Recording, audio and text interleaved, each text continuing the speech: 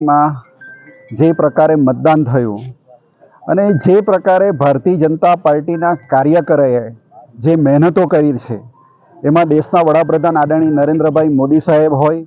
દેશના રાષ્ટ્રીય અધ્યક્ષ આદરણીય નીતિન નબીનજી હોય, દેશના ગૃહમંત્રી આદરણીય શ્રી અમિતભાઈ શાહ સાહેબ હોય કે ગુજરાતના કાર્યકરોએ પણ પશ્ચિમ બંગાળમાં ખૂબ મોટું યોગદાન આપ્યું છે. સમગ્ર દેશની અંદરથી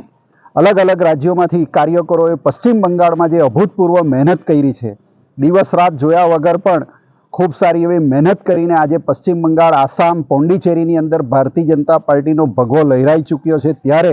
આ વિજય ઉત્સવ ઉજવવા માટે સુરત જિલ્લાના ભારતીય જનતા પાર્ટીના કાર્યકરો આજે સૌ મોટી સંખ્યામાં ઉપસ્થિત રહ્યા હતા. સુરત જિલ્લાની અંદર તમામ મંડળોમાં અને તમામ જગ્યાએ ભારતીય જનતા પાર્ટીના કાર્યક્રમોમાં ખૂબ જ ઉત્સાહ જોવા મળેલ છે, કેમ કે પશ્ચિમ બંગાળનો વિજય એ અભૂતપૂર્વ વિજય છે અને કાર્યકરોએ જે કરેલી મહેનત છે એ લેખે લાગી અને એમની જે